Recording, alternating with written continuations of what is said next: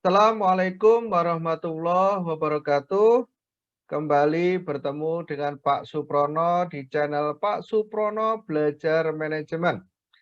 Pada kesempatan kali ini kita akan membahas materi manajemen operasional dengan topik SDM dan desain kerja pada part yang kedua.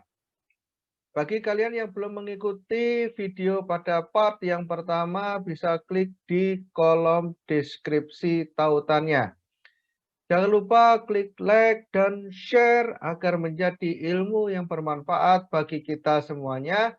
Dan jangan lupa subscribe agar kalian tidak tertinggal pada video-video berikutnya. Komponen of job design. Jadi komponen-komponen dalam desain kerja. Di sini komponen-komponen dalam desain kerja ini yang pertama adalah job spesialisasi, spesialisasi kerja. Kemudian job ekspansi, ekspansi kerja. Lalu ada, nah ini yang jarang, psychological komponen, komponen psikologi. Nah ini yang paling sulit ya, komponen psikologi. Karena di sini nanti hubungannya dengan rasa. Rasa, wah kalau saya itu bekerja di sini itu enjoy. Kalau dipindahkan, wah aduh saya jadi ngelopro kan ini. Ini biasanya untuk perusahaan-perusahaan yang dia memiliki cabang di mana-mana gitu kan. Nah ini kalau berhubungan dengan ini, kadang-kadang ini menjadikan problem. Menjadikan problem. Karena misalkan belum tentu orang Jogja misalkan dipindah ke Jakarta itu senang, itu belum tentu. Juga belum tentu tidak senang orang Jakarta dipindah ke Jogja. Ya, tidak sedikit orang-orang yang misalkan di kantor pusat ingin dipindahkan ke kantor cabang itu banyak sekali.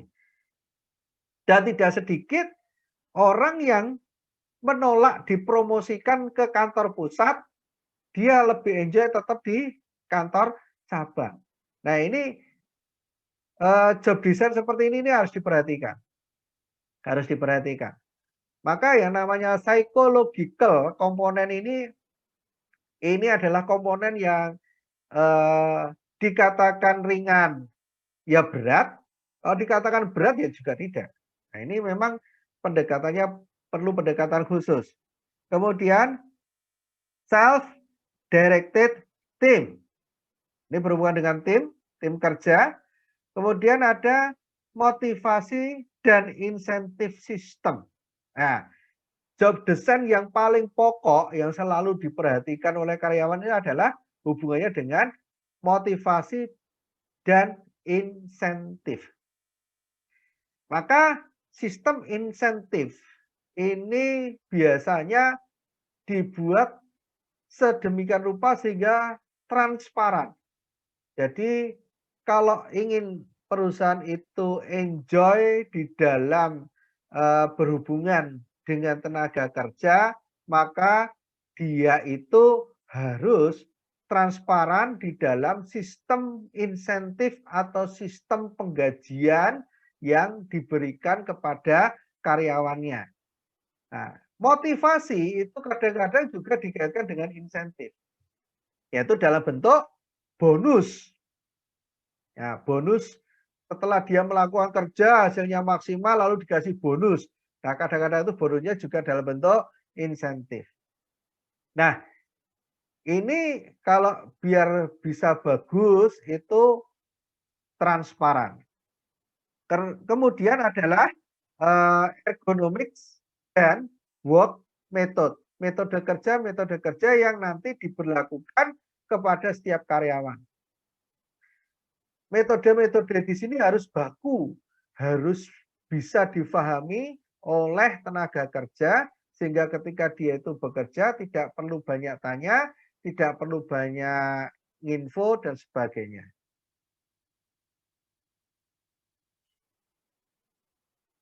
Kita mulai dari labor spesialisasi.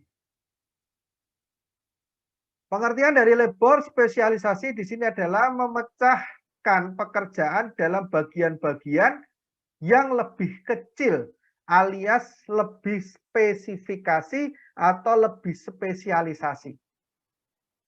Jadi nanti kalau pakai labor spesialisasi itu sampai yang paling spesial. Yang paling spesial itu apa? Nanti maka tenaga kerja itu ada yang khusus dia itu spesialisasi misalkan bagian potong, ada spesialisasi bagian penyambungan. Maka dia itu selama bekerja ya dia urusannya seperti itu. Karena dia memang spesialisasi. Ini kadang-kadang kalau ditangkap oleh di luar kesehatan itu tidak begitu kelihatan, tidak begitu nyambung. Tapi kalau berbicara ke ranah kesehatan, ini nyambung sekali. Dokter spesialisasi. Maka dokter spesialisasi itu dia yang ahli di bidang itu. Maka nanti hasil kerjanya seperti apa? Luar biasa. Luar biasa. Nah, di sini dalam labor spesialisasi nanti ini menempatkan tenaga ahli pada bagian-bagian tersebut sesuai dengan keahliannya masing-masing. Ya, kadang-kadang juga kalau diterapkan itu kenapa di bidang kesehatan itu bisa enjoy, kenapa ketika di luar bidang kesehatan itu tidak bisa enjoy? Karena orang itu masih berpikirnya itu terlalu luas. Padahal itu nanti kalau dia itu berpikir bahwa dengan spesialisasi itu dia itu bisa menghasilkan produk yang berkualitas itu akan berbicara lain kan gitu. Makanya ini spesialisasi ini baru tren, baru bisa diterima oleh akal pikiran itu adalah ketika berbicara di ranah kesehatan. Maka sebenarnya untuk spesialisasi ini kita bisa sambil berkaca di dunia kesehatan. Ternyata kalau dokter spesialisasi ketika dia itu misalnya spesialisasi entah itu paru, entah itu spesialisasi penyakit dalam, ketika dia itu mengobati sesuai dengan spesialisasinya, hasilnya juga lebih maksimal. Ya, orang akan lebih sehat, lebih sembuh ketika bertemu dengan dokter spesialisasi daripada dokter umum. Nah, spesialisasi konsep ini dikenalkan oleh Adam Smith pada tahun 1876, di mana dia itu waktu itu melakukan pemecahan kerja.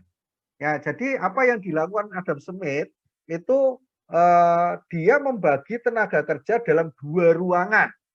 Ya, dia membagi tenaga kerja yang ada itu dalam 2 ruangan yang terpisah dengan beban kerja yang sama. Ya. Misalnya di ruangan 1 dan di ruangan 2. Di ruangan 1 ditempatkan orang tanpa spesialisasi, di ruangan 2 ditempatkan orang dengan spesialisasi. Pekerjaannya sama. Pekerjaannya sama. Jumlah orangnya sama. Jumlah orangnya sama, yang membedakan adalah di ruang 1 itu orang-orangnya tidak spesialisasi, alias kalau bahasa lainnya adalah serabutan, yang di ruang 2 itu orangnya spesialisasi, alias tidak serabutan. Jadi nanti di ruang 2 itu ada beban kerja itu mereka membagi sesuai bidangnya masing-masing. Sedangkan di ruang 1 itu beban kerja yang ada itu dikeroyok. Nah, memang hasilnya itu kalau dari sisi kecepatan dari hasil penelitiannya Adam Smith ini yang di ruangan 1 itu lebih cepat selesai dibandingkan di ruang 2. Karena di ruang 1 itu kerjaannya itu dikeroyok bersama-sama, dikerjakan bersama-sama oleh orang tidak mengenal keahlian. Sedangkan di ruang 2 itu pekerjaan yang sama itu dibagi-bagi sesuai dengan keahlian. Nah, ternyata hasilnya itu memang ruang 1 lebih cepat, tetapi cepatnya itu tidak signifikan dibandingkan ruang 2. Jadi selisih waktunya itu tidak begitu terlalu jauh. Tetapi yang paling jauh adalah hasilnya.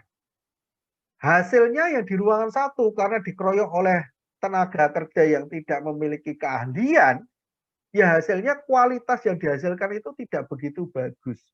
Sedangkan di ruangan 2 yang dikerjakan sesuai dengan spesialisasi masing-masing, ini hasilnya kualitas yang dihasilkan itu luar biasa. Nih, metode ini dapat ditemukan pada industri manufacturing dan jasa. Nah, biasanya label spesialisasi ini diterapkan pada perusahaan-perusahaan atau industri manufaktur. Jadi sudah dalam bentuk skala industri, berarti kerjaannya itu besar dan banyak. Ya. Sedangkan kalau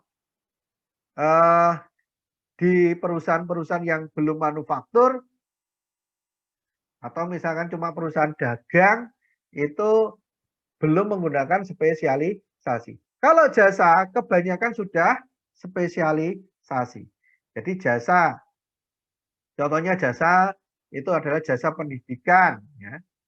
Pendidikan, misalkan SD, SMP, SMA, ya. Kalau yang lebih kelihatan tuh SMA. SMA itu kalau gurunya adalah lulusan ekonomi, ya dia ngajarnya ekonomi. Gurunya lulusan bahasa Inggris, ya dia ngajar bahasa Inggris. Ini job ekspansi. Nah, ini ekspansi kerja. Nah, yang dimaksud job ekspansi ini adalah proses kerja ditambah menjadi lebih bervariasi. Nah, jadi kadang-kadang supaya tidak terjadi kejenuhan di dalam bekerja, di sini perlu adanya yang namanya job ekspansi. Nah, di sini menambahnya apa? Menambah dengan variasi-variasi kerja. Nah, tujuannya adalah diharapkan dapat mengurangi kejenuhan yang menumpuk karena sifat kerja yang terspesialisasi tadi. Jadi kalau orang yang spesialisasi itu kan kerjaannya jadi monoton. Monoton itu saja kan ya. Jadi kalau misalkan ya contoh adalah saya ya. Saya adalah orang ekonomi manajemen.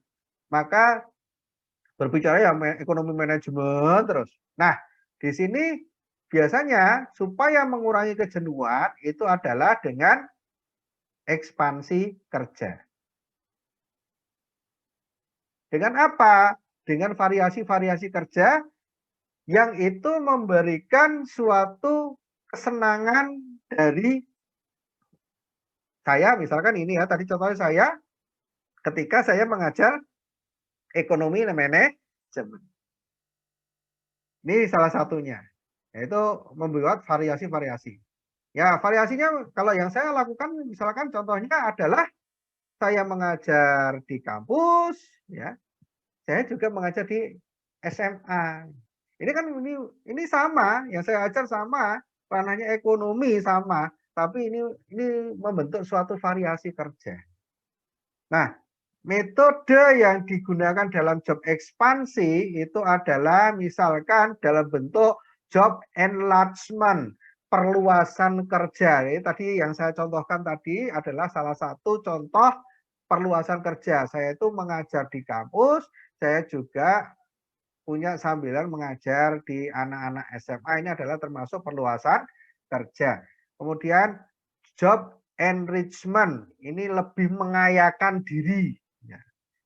Nah, biasanya job enrichment ini biasanya dalam bentuk misalkan biar itu memperkaya diri, itu misalkan dalam bentuk pertukaran ya, atau istilahnya bisa dalam bentuk juga training kan. Nah, supaya ada variasi itu juga bisa dengan menggunakan job rotation, rotasi kerja. Rotasi kerja yang minimal adalah misalkan itu adalah shift-shiftan. Ya. Orang itu jangan sampai itu bekerja ya shift pagi terus shift siang terus, shift malam terus tidak, tetapi divariasi. Ya kadang pagi, kadang siang, kadang malam. Itu adalah namanya job rotation. Kemudian ada employee empowerment. Nah, kekuatan atau kemampuan dari si tenaga kerja, empowerment. Nah, ini juga di dalam memberikan variasi-variasi yang ada.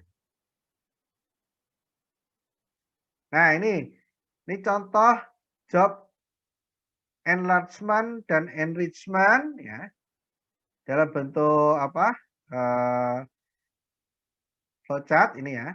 Nah, di sini ada perencanaan enrichment ya. Kemudian di sini ada pengendaliannya. Nanti ada bentuk task 2, task 3. Nah, ini dikayakan, ini diluaskan, keluaskan ke kiri, luaskan ke kanan. Ini dikayakan, dikontrol ya. Sehingga ini nanti tenaga kerja itu bagus sekali hasilnya.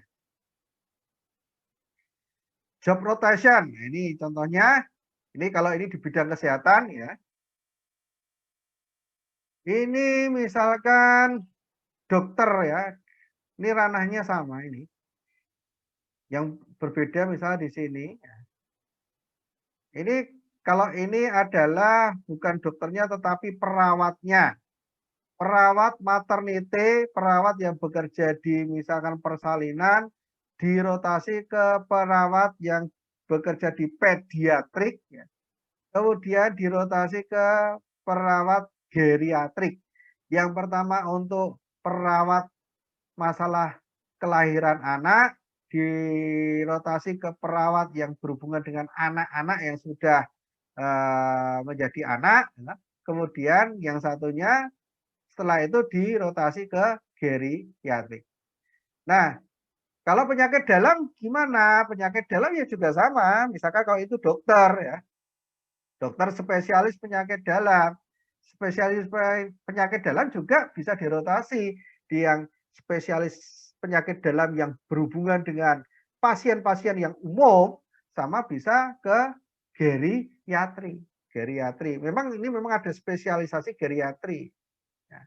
Tapi di sini dokter penyakit dalam bisa juga bekerja di bagian geriatri. Nah, kemudian kalau employee empowerment di sini, nah ini membuat perencanaan, pengendalian, kemudian membuat suatu keputusan yang berhubungan dengan employee empowerment. Jadi apa sih digali kekuatan-kekuatan tenaga kerja, keunggulan-keunggulan tenaga kerja itu apa sih digali lebih dalam, kemudian dikembangkan dengan baik sehingga hasilnya bisa lebih maksimal. Berikutnya adalah job design continuum. Jadi di dalam job design ini semakin tinggi dan besar tanggung jawab dan kontribusi tenaga kerja. Jadi kalau yang paling rendah adalah di sini adalah spesialisasi, yang paling tinggi adalah self-directed team. Jadi nanti tenaga kerja di sini akan melalui tahapan berikut ini untuk menunjang perkembangan karir ketenaga kerjaan karyawan di manajemen operasional. Yang paling tinggi tanggung jawabnya adalah ketika tenaga kerja tersebut masuk ke dalam self-directed team. Berikutnya adalah psychological component of job design. Komponen psikologi dalam job design yang pertama adalah individu memiliki nilai, sikap, dan emosi yang berdampak pada hasil kerja. Jadi di dalam komponen psikologi pada job design di sini memperhatikan nilai, sikap, dan emosi yang nantinya bisa berdampak pada hasil kerja. Kemudian yang kedua adalah perilaku pekerja sangat dipengaruhi pada dirinya sendiri. Jadi perilaku pekerja yang bekerja di manajemen operasional ini sangat dipengaruhi pada diri masing-masing pekerja. Kemudian penelitian pertama dalam bidang ini dilakukan pada perusahaan Hawthorne yang kemudian diberi nama Hawthorne Studies. Berikutnya adalah ergonomics, yaitu studi tentang kerja. Biasanya disebut juga dengan human factor, melibatkan interaksi antar manusia dengan mesin atau peralatan yang digunakan.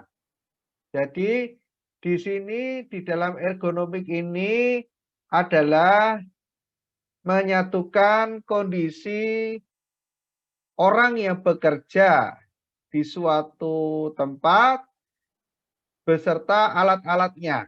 Jadi ergonomik ini berusaha agar orang yang bekerja dengan alat-alat tersebut merasa nyaman, merasa enjoy, sehingga ketika bekerja itu menjadi enak. Nah, ini contohnya adalah yang atas ini adalah contoh keyboard, ya. Keyboard yang sudah disesuaikan dengan kondisi orang yang bekerja. Kemudian yang bawah ini adalah mouse, ya. Mouse yang dibikin sedemikian rupa sehingga orang yang bekerja menggunakan mouse ini merasa enjoy, merasa nyaman. Demikianlah pembahasan manajemen operasional dengan topik SDM dan desain kerja pada part yang kedua. Jangan lupa klik like dan share agar menjadi ilmu yang bermanfaat bagi kita semuanya. Dan jangan lupa subscribe agar kalian tidak tertinggal pada video-video berikutnya. Kurang lebihnya mohon maaf. Akhirul kalam. Wabillahi taufiq wal hidayah. Assalamualaikum warahmatullahi wabarakatuh.